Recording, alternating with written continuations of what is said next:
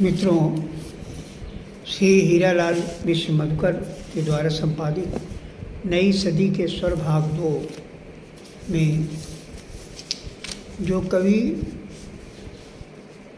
उन्होंने चयनित किया है और उनकी कविताओं को प्रकाशित किया है, उनका मैं पाठ कर रहा हूँ। ये एक बड़ी उपलब्धि है हिंदी साहित्य के लिए, जो इस तरह के काव्य संग्रह का अब संकलन नहीं होता भी है तो कुछ अपने निजी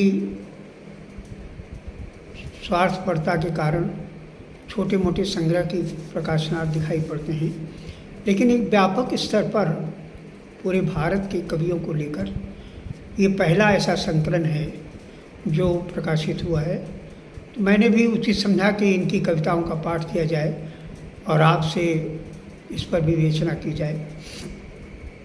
हमारे पाठकों को भी ज्ञात हो कि इसमें कौन से कवि हैं, उनकी कैसी कविताएं हैं। आज मैं जो कवि मैं लेने जा रहा हूँ, श्री पंकज मिश्र अटल जी हैं। पंकज मिश्र अटल जी का जन्म 25 जून 1967 को शाहजहाँपुर में हुआ और पंकज मिश्र अटल अपरंपरावादी लेखन में विशेषकर अतुकांत कविता, नवगीत और समीक्षात्मक लेखों में योगदान अद्वितीय है उनका, और बाल साहित्य में भी उनका अच्छा लेखन है। पंकज मिश्र की रचनाएं विभिन्न पत्र पत्रिकाओं में प्रकाशित होने के साथ साथ विभिन्न समन्वित संकलनों में भी प्रकाशित हुई हैं। आकाशवाणी के विभिन्न केंद्रों से इनकी कविताओं का पाठ भी इन्होंने किया है और अब तक इनकी 3 पुस्तकें, चेहरों के पार भी लंबी कविता 1990 में छपी, नए समर के लिए कविता 2001 में छपी, बोलना सख्त मना है नवगीत 2016 में प्रकाशित हुआ। और पंकज जी आवाज़ नाम से एक फोल्डर भी अनियतकालीन जारी करते हैं। सम्मान, अभिनंदन और चर्चाओं में रहने की दौड़ में से वो दूर हैं और केवल चुपचाप लेखन में रत हैं। और अभी उनकी नई पुस्तक साक्षात्कार प्रकाशित हुई, जिसमें पूर्वोत्तर के हिंदी सेवियों और रचनाधर्मियों के द्वारा आपने साक्षात्कार लिए और उनके संभावना और यथार्थ पर विस्तृत रूप से चर्चा की। बहुत महत्वपूर्ण पुस्तक है जिसे मैंने भी पढ़ा है। और इस समय वो जवाहर नवोदय विद्यालय बरपेटा आसाम में अध्यापन का कार्य कर रहे हैं और इनका जो मुख्य निवास स्थान है स्थायी रूप से वो निकट केरुगंज पोस्ट ऑफिस शाहजहाँपुर में है, यहीं के निवासी हैं। और देखिए इनकी कविता जो समकालीन कविताओं में भिन्न रूप धारण करती है। आपने देखा होगा प्रयोगवाद, प्रगतिवाद के बाद समकालीन कविता का चर्चा में बहुत नाम आया।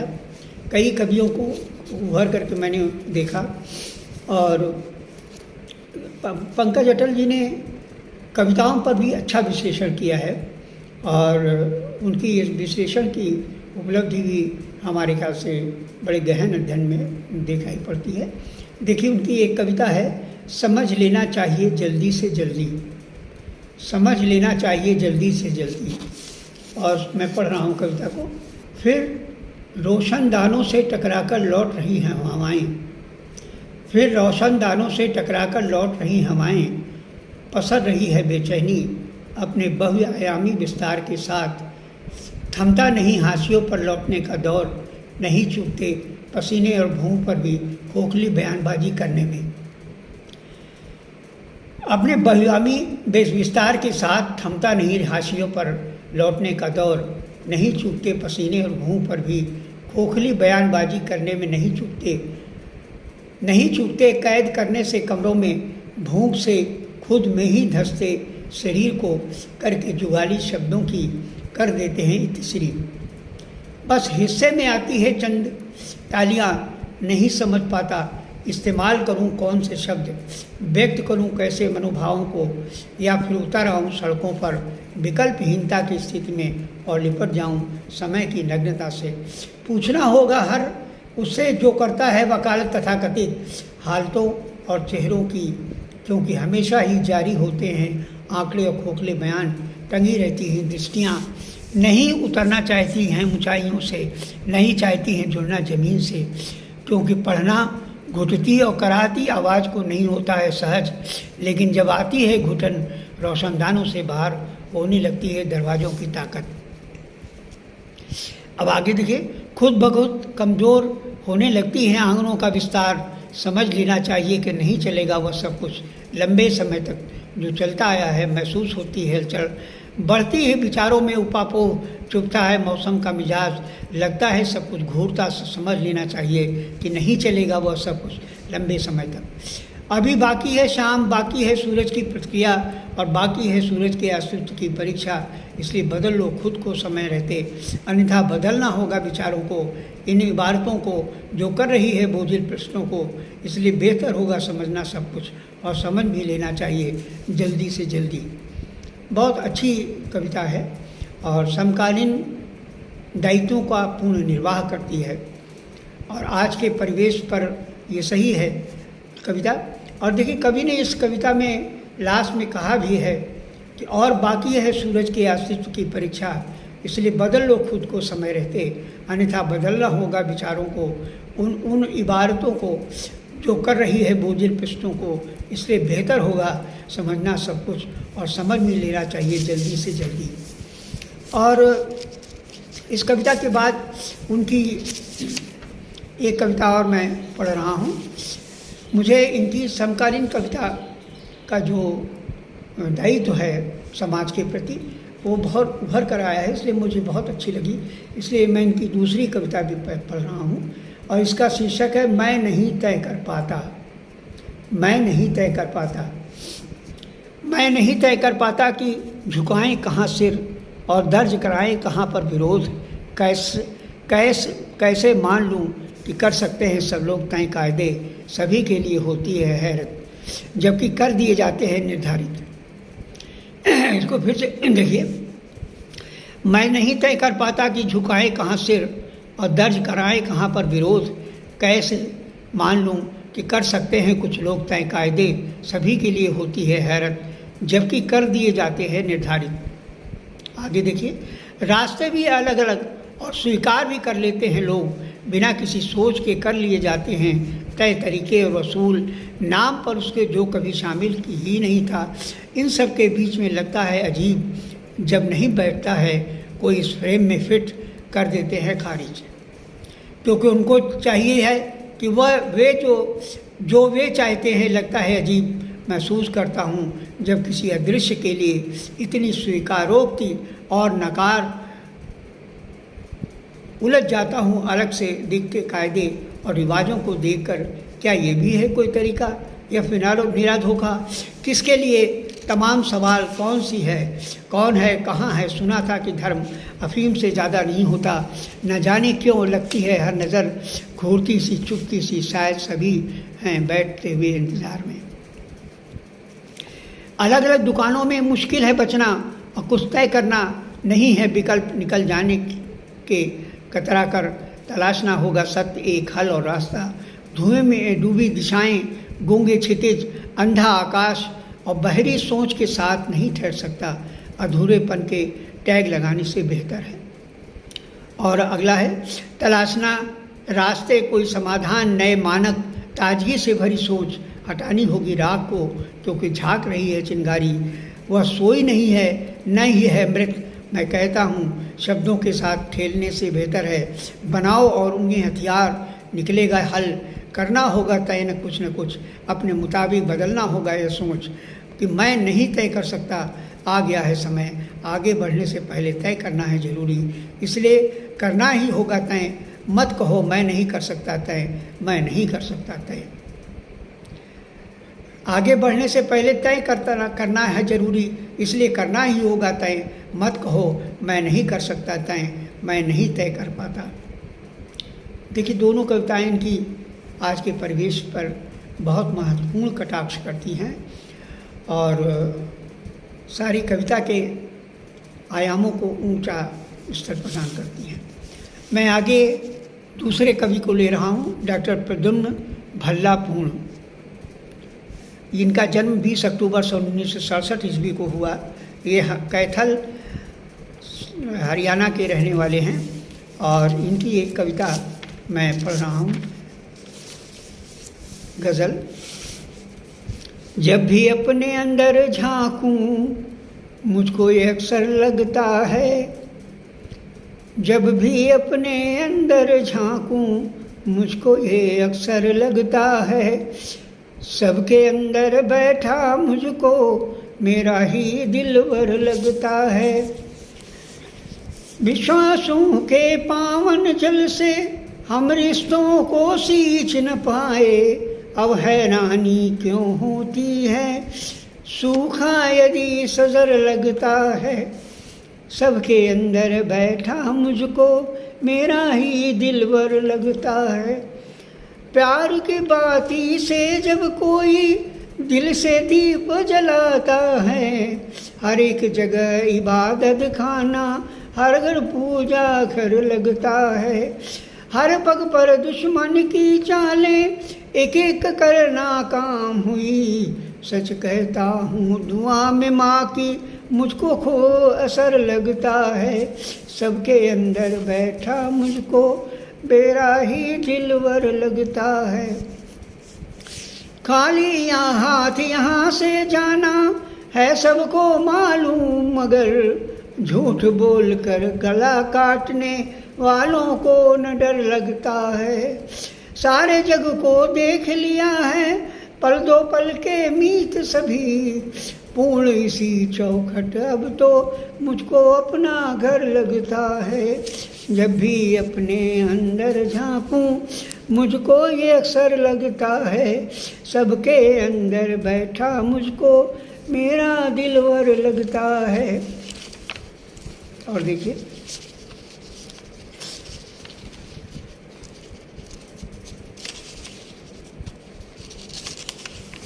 अगले कवि हैं डॉक्टर इम्तियाज़ अहमद खान समर। डॉक्टर इम्तियाज़ अहमद खान समर का जन्म 1 जनवरी सन 1969 ईस्वी को हुआ। ये कुशीनगर के रहने वाले हैं और इनकी कई गज़लें इसमें हैं, एक मैं पढ़ रहा हूँ। अपने वतन का जब से ये किरदार हो गया, अपने वतन का जब से ये किरदार हो गया, दंगा फसाद सुर्ख़ए अखबार हो गया। माली ने अपने हिस्से में फूलों को रख लिया, मेरी तरफ चमन का हर एक खार हो गया। अपने लहू से मैंने संवारा है ये चमन, मैं ही चमन के वास्ते गद्दार हो गया। दंगा कराने वाले तो आज़ाद व मस्त थे, एक बेगुनाह शख्स गिरफ्तार हो गया। झूठों का बोलबाला हुआ जब से ये समर, सच्चाई का सफ़ीर गुनहगार हो गया। झूठों का बोलबाला हुआ जब से है समर, सच्चाई का सफ़ीर गुनहगार हो गया। अपने वतन का जब से ये किरदार हो गया, दंगा फसाद सुर्ख़ए अखबार हो गया। दंगा फसाद सुर्ख़ए अखबार हो गया। और अगले कवि देखिए, श्री मुनीन्द्र कुमार पांडे मुन्ना जी हैं। श्री मुनीन्द्र कुमार पांडे मुन्ना जी का जन्म 1 फरवरी सन 1969 ईस्वी को हुआ। ये गाजीपुर के रहने वाले हैं। इनकी एक कविता है आज का भारत। देखिए, आपको भी अच्छी लगेगी कविता। भारत को क्या हो गया समझ न पाते राज, जनता हुई कपोतनी शासक सातिरबाज। भारत को क्या हो गया समझ न पाते राज, जनता हुई कपोतनी शासक सातिरबाज।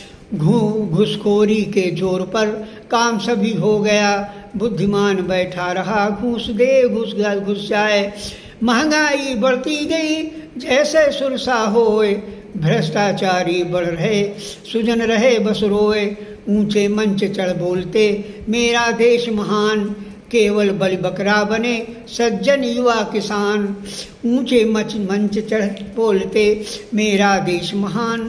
केवल बलि बकरा बने सज्जन युवा किसान, संस्कृति भारतवर्ष की जग में रही महान। मानवता का व्रत लिए मनु के हम संतान, बातें कुछ ऐसी रही राज रहा बेजोड़। मिलके रहे अनेक हम सका न कोई तोड़, सोने की चिड़िया बने फिर से मेरा देश। मुन्ना सबको दे रहा ये सुंदर उपदेश, भारत को क्या हो गया समझ न पाते राज। जनता हुई कपोतनी शासक सातिरबाज। और अगले कवि हैं श्री आदित्य विक्रम श्रीवास्तव, जिनका जन्म 25 फरवरी सन 1969 ईस्वी को हुआ। ये कानपुर के रहने वाले हैं और इनकी माँ और देश बड़ा हो सकता है, मधुमय जीवन, भूख से पार से, कई कविताएं इनकी बहुत अच्छी हैं। इसमें से मैं एक कविता पढ़ रहा हूँ, देश बड़ा हो सकता है। देखिए इसमें, मेरा नुक्सा अगर चले तो देश बड़ा हो सकता है। शासन से सर को ऊंचा करके आज खड़ा हो सकता है। मेरा नुक्सा अगर चले तो देश बड़ा हो सकता है। भूख पेट की मचल उठे जब सत्ता के गलियारों में, होड़ मचे सरहद की खातिर मंत्री के परिवारों में। भूख पेट की मचल उठे जब सत्ता के गलियारों में, होड़ मचे सरहद की खातिर मंत्री के परिवारों में। जिस दिन नेता का बेटा सेना में सेवा पाएगा और तिरंगे में लिपटा सा उसका घर में आएगा। श्वेत वस्त्र में देश प्रेम की बीज पड़ा हो सकता है। नुक्सा मेरा अगर चले तो देश बड़ा हो सकता है। अगला देखिए, भोली भाली जनता को मजहब के ठेकेदारों से मुक्त मिलेगी कपटी डाकू अय्यासो गद्दारों से। राम और रहमान बिकेंगे ना ही कभी बाजारों में, ढोंगी राम रहीम मिलेंगे केवल कारागारों में। अलीगढ़ी ताला डेरे आश्रम में जड़ा हो सकता है। नुक्सा मेरा अगर चले तो देश बड़ा हो सकता है। और अंत में इन्होंने कहा है, जब चुनाव में शिक्षा को अनिवार्य बनाया जाएगा, 60 वर्ष की उम्र को भी स्वीकार कराया जाएगा। संसद में खाने की कीमत क्यों मजलूम चुकाएगा, ना ही बिजली फोन का बिल परिहार बनाया जाएगा। देखें किसके देश प्रेम का रंग चढ़ा हो सकता है। नुक्सा मेरा अगर चले तो देश बड़ा हो सकता है। शान से सर को ऊंचा करके आज खड़ा हो सकता है। मेरा नुक्सा अगर चले तो देश बड़ा हो सकता है।